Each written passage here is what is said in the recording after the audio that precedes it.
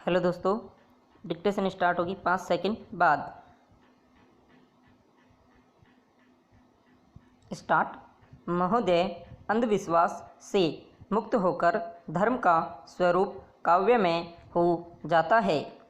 हम यह भली भांति जानते हैं कि अनेकानेक धार्मिक क्रियाएं ऐसी हैं जिनके साथ मनुष्य सामाजिक जीवन के प्रारंभिक काल से बंधा हुआ है।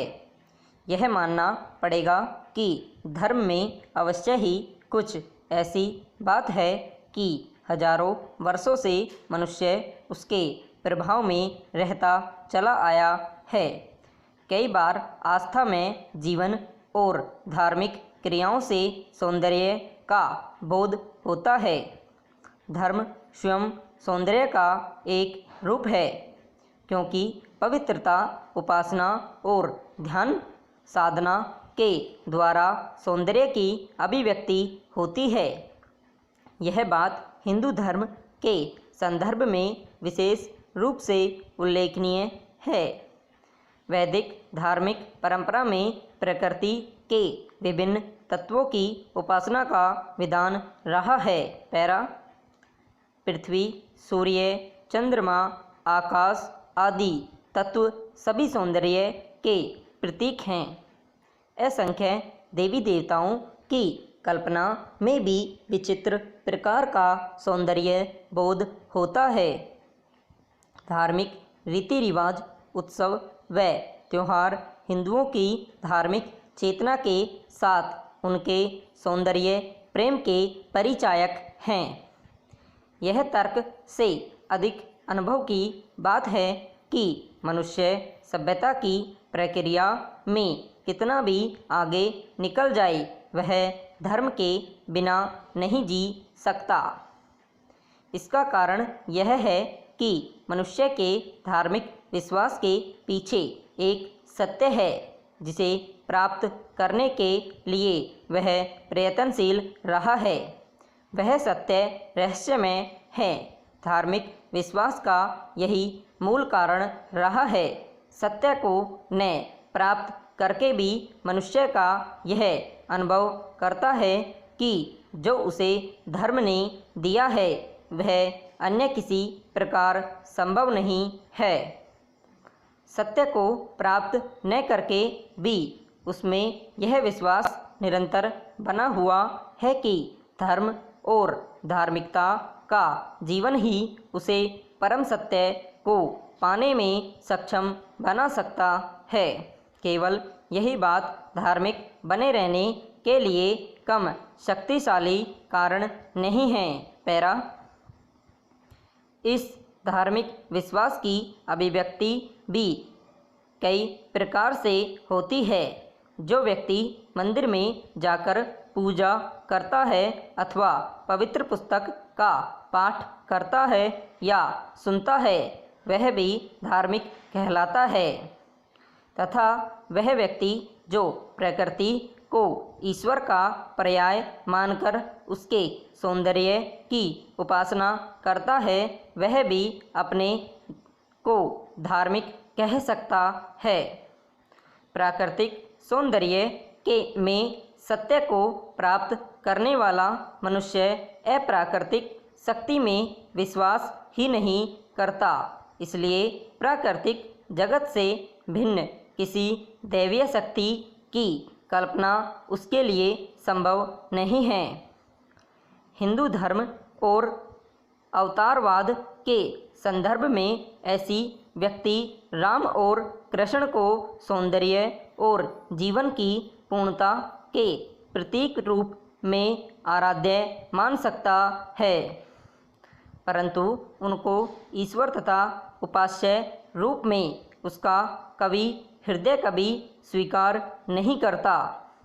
इन सब बातों के होते हुए भी हम इस प्रकार के मनुष्य को संभवतः नास्तिक नहीं कह सकते, क्योंकि धार्मिकता का यह कोई कमजोर प्रमाण नहीं कहा जा सकता। इस प्रकार हमें यह स्वीकार करना होगा। पैरा। मानव जीवन में अध्ययन का बहुत महत्व है। अपने मस्तिष्क का विकास करने, बुद्धि विकासन करने और परिणाम स्वरूप जीवन को सुखी बनाने के लिए अध्ययन रामबाण औषधि है। विद्यार्थी जीवन की तो यह आधारशिला ही है, किंतु जैसा कि बर्नार्ड शॉ ने कहा है, आज पढ़ना सब जानते हैं, लेकिन क्या पढ़ना चाहिए यह कोई नहीं चाहता। आज की परिस्थिति को देखते हुए यह भी कहा जा सकता है कि किस प्रकार पढ़ना चाहिए यह कोई कोई ही जानता है। यही कारण है कि आज रटने और पढ़ने में कोई अंतर नहीं है। आज अध्ययन विधि को सीखने की अत्यधिक आवश्यकता है। पैरा महोदय, आस्था या विश्वास के मुकाबले में एक शब्द है प्रेम। सांस्कृतिक रूप से जागृत मनुष्य के लिए प्रेम का जीवन में विश्वास के मुकाबले अधिक महत्वपूर्ण स्थान होता है। जो मनुष्य अपने को धार्मिक कहते हुए भी ईश्वर को अप्राकृतिक शक्ति के रूप में स्वीकार नहीं करता, वह भी ईश्वरीय गुणों के साथ अवश्य प्रेम करता है। ऐसी मन स्थिति का व्यक्ति ईश्वर की सामान्य अवधारणा को स्वीकार न करते हुए भी मनुष्य मात्र में ही ईश्वर को देखता है। उसका धार्मिक विश्वास प्रेम, त्याग और मानव मात्र की सेवा के द्वारा ही प्रकट होता है। धर्म का वह मानवीय रूप संस्कृति का समानार्थी प्रतीक होता है। जब धर्म अंधविश्वास और कर्मकांड की संकुचित और सीमित परिधि से बाहर आ जाता है, तो अपने व्यापक अर्थ में उसकी अभिव्यक्ति वसुदेव कुटुंबकम की भावना के द्वारा होती है। इस प्रकार मानवीय मूल्यों पर आधारित धर्म को संस्कृति से भिन्न करके नहीं देखा जा सकता।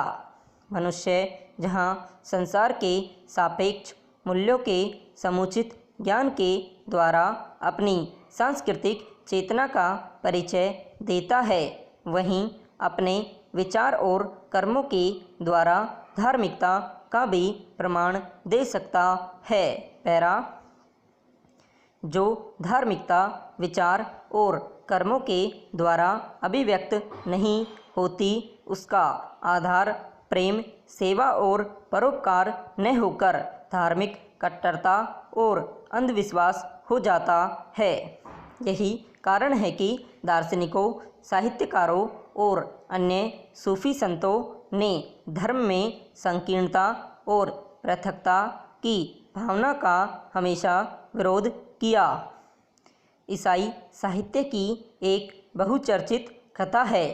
एक बार बहुत से लोग एक स्त्री को पकड़कर जीसस क्राइस्ट के पास लाए और उसके व्यभिचारी होने तथा पापाचरण के लिए पत्थरों के द्वारा उसको मार डालने का अपना निश्चय प्रकट किया।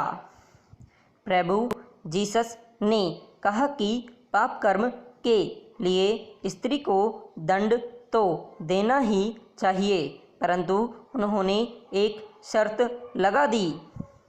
यह शर्त यह थी कि सबसे पहला पत्थर वह व्यक्ति मारेगा जिसने जीवन में कभी पाप न किया हो।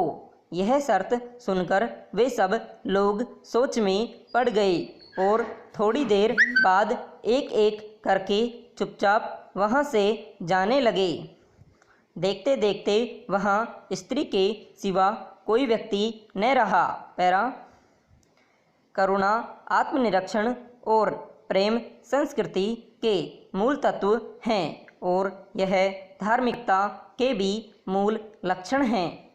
धर्म को यदि उसके सामान्य और स्वाभाविक रूप में लिया जाए तो उसमें जिस आध्यात्मिकता का साक्षात्कार होता है उसके द्वारा ईश्वर को संपूर्ण जगत से अलग करके सोचा ही नहीं जा सकता। ईश्वर परम सत्य का पर्याय है और सौंदर्य परिपूर्ण प्राकृतिक जगत को हम असत्य नहीं कह सकते। एक सुसंस्कृत मनुष्य को जीवन में दो प्रकार के खतरों का सामना करना पड़ता है। एक और वह अपने अंधविश्वास और धार्मिक कट्टरता से बचने का प्रयास करता है, तो दूसरी ओर पूर्ण अविश्वास और अनास्था के जीवन की झूठी निंदा भी अपने ऊपर लेना नहीं चाहता।